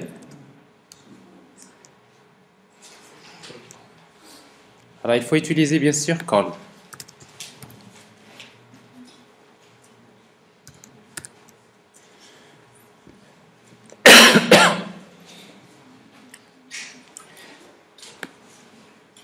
Alors, CTRL X. Donc, vous avez donc assez classique, vous utilisez ici around, n'est-ce pas? Alors maintenant, dans cette application, pour que ça marche, j'ai besoin de quoi? J'ai besoin de 10 join point. Alors en fait, le mot-clé 10 join point, vous l'avez dans la structure classique de l'aspect, vous l'utilisez. Mais dans la structure des annotations, vous ne l'avez pas parce que vous avez une classe. Hein? Alors, Edico, qu'est-ce que vous allez faire pour l'avoir? Il faut que ça soit déclaré, tout simplement comme paramètre à la méthode. Vous déclarez un objet de type joinPoint que vous allez appeler thisJoinPoint, par exemple. Alors, dans ce cas-là, vous accédez à joinPoint. Ça veut dire quoi? Ça veut dire que dans la version annotation, si vous voulez utiliser donc thisJoinPoint, vous devrez le déclarer en tant que paramètre. Hein? Donc, forcément, il sait qu'il va l'injecter au moment de l'exécution de cette méthode. Deuxième, le paramètre. Alors, le paramètre, on va utiliser comme on a fait tout à l'heure, and args de mt. Mais ici, il faut déclarer le paramètre montant. Double mt. Voilà un deuxième paramètre. Mais il vous reste ça, la même chose. Proceed, il ne la reconnaît pas. Proceed, donc pour accéder à la méthode proceed, il faudrait déclarer un troisième paramètre. Alors ce troisième paramètre, c'est joinPoint.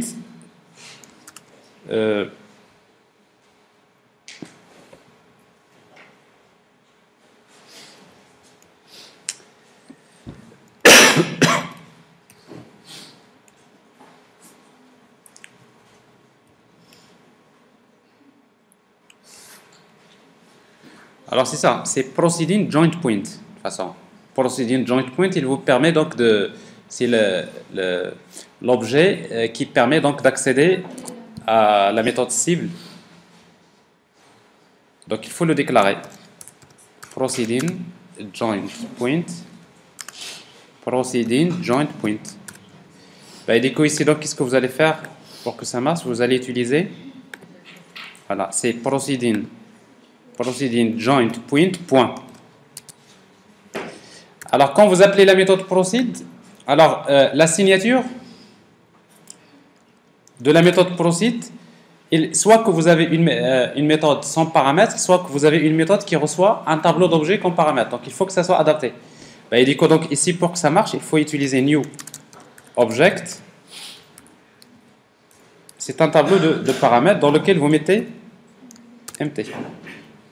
Alors maintenant, il faudrait, cette méthode-là, par défaut, elle génère une exception. Donc vous serez obligé de faire un try catch. D'ailleurs, quand vous appelez la méthode proceed, il faut toujours faire un try catch. C'est normal. Vous appelez la méthode de la couche métier, mais il se peut que la couche métier génère une exception. Donc l'aspect, lui, quand il appelle, il doit s'attendre soit à un résultat, soit une exception.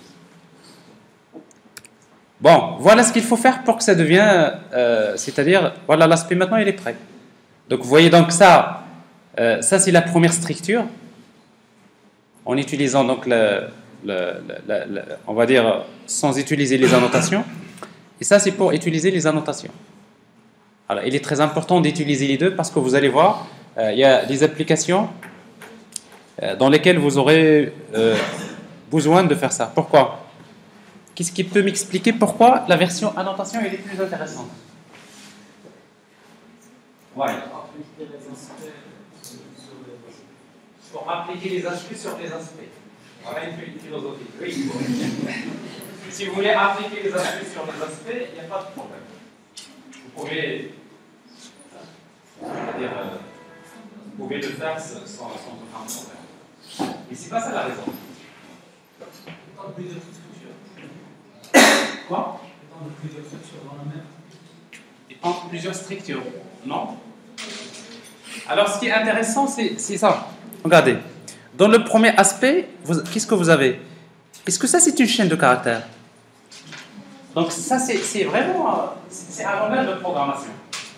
Dans la première structure, c'est un nouveau langage de programmation. Ça veut dire que chaque langage définit son propre langage de programmation pour pouvoir définir les aspects. N'est-ce pas? Donc ça veut dire que, par exemple, est-ce que vous pouvez paramétrer avec le point 4 au moment de l'exécution, est-ce que vous pouvez le paramétrer? On ne peut pas le faire. Alors que, avec les annotations, ça c'est quoi ça? C'est une chaîne de caractères. Alors, du moment que c'est une chaîne de caractères, ça veut dire que je peux appliquer l'aspect au moment de l'exécution. Ça veut dire que imaginez que l'application s'exécute. Vous allez saisir le point 4, et après l'applique. Vous voyez donc la différence, c'est que avec ça, vous avez le moyen de paramétrer bien sûr la notation. C'est dire tout simplement que AspectG, c'est vrai que c'est un framework statique qui permet de faire l'introduction au moment de la compilation, mais grâce à la version annotation, on peut également faire, avec AspectG, on peut introduire dynamiquement, c'est-à-dire au moment de l'exécution. Donc c'est améliorer ça. Mais il est intéressant, donc, une fois que vous étudiez donc, le framework AspectG, de voir un autre équivalent, un autre framework Aspect, comme par exemple Spring AOP. Alors justement, on aura l'occasion d'en parler. Spring AOP, donc c'est justement c'est un framework orienté Aspect, lui qui s'appuie forcément sur les proxys, comme je l'ai expliqué tout à l'heure. Il dit que donc vous aurez deux cas, en mode compilation et en mode exécution.